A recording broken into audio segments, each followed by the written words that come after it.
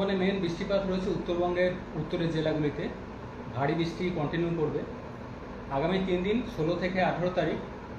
জলপাইগুড়ি, কোচবিহার, আলিপুরদুয়ার এই সাইডটায় ভারী থেকে অতি ভারী থেকে অত্যন্ত ভারী বৃষ্টিপাতের সম্ভাবনা থাকছে। দার্জিলিং, কালিম্পংয়েও ভারী থেকে অতি ভারী বৃষ্টিপাতের সম্ভাবনা থাকছে 16 থেকে 18। তারপরেও 19 তারিখ, 20 তারিখেও বৃষ্টিপাত কিন্তু খুব বেশি কমবে না। মোটামুটি ভারী থেকে অতি ভারী বৃষ্টিপাত 19-20 তারিখেও উত্তরবঙ্গের উত্তরের 5টা জেলায় কন্টিনিউ করবে। ফলে উত্তরবঙ্গের উত্তরের জেলাগুলির জন্য নদীর জলস্তর আরও বৃদ্ধি পাওয়ার সম্ভাবনা রয়েছে। কাঁচা রাস্তা বা কাঁচা বাড়ি ক্ষতিগ্রস্ত হওয়ার সম্ভাবনা থাকছে। নিচু এলাকায় জল জমার সম্ভাবনা, জলমগ্ন হওয়ার সম্ভাবনা থাকছে। পাহাড়ি এলাকায় বিশেষ করে দার্জিলিং, কালিম্পং ভূমিধসেরও সম্ভাবনা রয়েছে।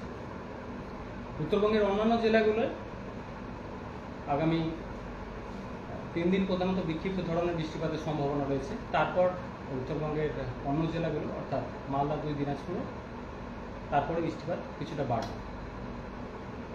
2-1 জায়গায় বজ্রবিদ্যুতের সম্ভাবনা থাকছে, বিশেষ করে মালদা, উত্তর দক্ষিণ দিনাজপুর এই সাইডে। দক্ষিণবঙ্গের জন্য 16 থেকে 17 তারিখ প্রধানত বিক্ষিপ্ত বৃষ্টিপাতের সম্ভাবনা রয়েছে। বিশেষ করে পশ্চিমের জেলাগুলো কিছুটা বেশি থাকার সম্ভাবনা। অন্যান্য জেলাগুলো 2-1 জায়গায় বৃষ্টিপাতের সম্ভাবনা লোকালাইজ হবে। 18 থেকে একটু বাড়বে দক্ষিণবঙ্গে বৃষ্টিপাত। 18 বা 19 তারিখে গিয়ে আরও কিছুটা বাড়বে। 2-1 জায়গায় বজ্রবিদ্যুতের সম্ভাবনা থাকছে, সাথে দমকা হাওয়া 40 থেকে 50 কিলোমিটার প্রতি ঘন্টায়। বিশেষ করে পশ্চিমের জেলাগুলো প্রভাবটা কিছুটা বেশি থাকবে। বজ্রবিদ্যুৎ কোথাও কোথাও কিছুটা তীব্র হওয়ার সম্ভাবনা থাকছে, বিশেষ করে পশ্চিমের জেলাগুলিতে। যেহেতু এটা বর্ষা আগের মুহূর্তে বা আগামী 4-5 দিনে কিছুটা বিশেষ করে দক্ষিণবঙ্গে কিছুটা পোর্শনে বর্ষা প্রবেশ করার সম্ভাবনা থাকছে। উত্তরবঙ্গের যে বাকি জেলাগুলো রয়েছে মালদা, 2 দিনাজপুর, সেখানে বর্ষা আগামী 4-5 দিনে কিছুটা অগ্রসর হওয়ার সম্ভাবনা থাকছে। তাপমাত্রা ধীরে ধীরে কমবে আগামী 4-5 দিন দক্ষিণবঙ্গের জেলাগুলিতে। 2 থেকে 4 ডিগ্রি মতো দিনের তাপমাত্রাটা কমবে।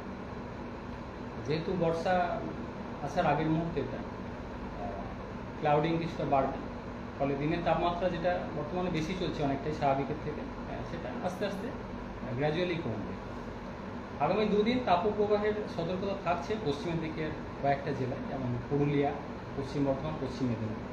এই জেলাগুলো 2-1 জায়গায় তাপপ্রবাহের সতর্কতা রয়েছে আগামী 2 দিন। পুরুলিয়া, পশ্চিম বর্ধমান, পশ্চিম মেদিনীপুর, সেই সাথে সংলগ্ন যে কয়েকটা জেলা রয়েছে যেমন ঝাড়গ্রাম, বাঁকুড়া, বীরভূম, এই জেলাগুলো গরম অস্বস্তিকর ওয়েদার কন্টিনিউ করবে আগামী 2 দিন। তারপর ধীরে ধীরে এটা কমবে। কলকাতা পার্শ্ববর্তী অঞ্চলে মেনলি 18 তারিখ থেকে বৃষ্টিপাতের সম্ভাবনা বাড়ছে।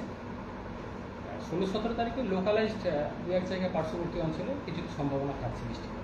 মেনলি 18 থেকে বৃষ্টিপাতের সম্ভাবনা বাড়বে কলকাতা পার্শ্ববর্তী অঞ্চলে। কলকাতায় কবে থেকে বৃষ্টি হবে? 18 তারিখ থেকে বৃষ্টিপাতের সম্ভাবনা বাড়বে। 16-17 তারিখেও লোকালাইজড 2-1 জায়গায় বৃষ্টিপাতের সম্ভাবনা থাকছে পার্শ্ববর্তী অঞ্চলে। হ্যাঁ, এখন যেটা চলছে সেরকম। এখন থান্ডারস্টর্ম অ্যাক্টিভিটি বৃষ্টিপাত চলছে। আগামী 4-5 দিনে দক্ষিণবঙ্গের কিছুটা অংশে বর্ষা প্রবেশ করার সম্ভাবনা রয়েছে। উত্তরবঙ্গের উপর দিয়ে কি কোনো এখন সেই অক্ষরেখাটা রয়েছে যেটা উত্তরপ্রদেশ থেকে বলতে যদি বলা হয়, উত্তরবঙ্গের উপরে একটা ঘূর্ণাবর্ত রয়েছে এবং সেই সাথে একটা নিম্নচাপ অক্ষরেখা উত্তরবঙ্গের উপর দিয়ে রয়েছে। এটা বিহার থেকে মেঘালয় পর্যন্ত বিস্তৃত হয়েছে। দক্ষিণবঙ্গে কোন কোন জেলায় বর্ষা হওয়ার সম্ভাবনা রয়েছে আগামী 4-5 দিন? স্পেসিফিক এখনো জেলা ভিত্তিক বলা হয়নি, কারণ এটা ট্রানজিশন পিরিয়ড চলছে। উইন্ড ডাইরেকশন অলরেডি চেঞ্জ হতে শুরু করেছে, তো কিছুটা পোর্শনে 4-5 দিন প্রবেশ করার সম্ভাবনা রয়েছে।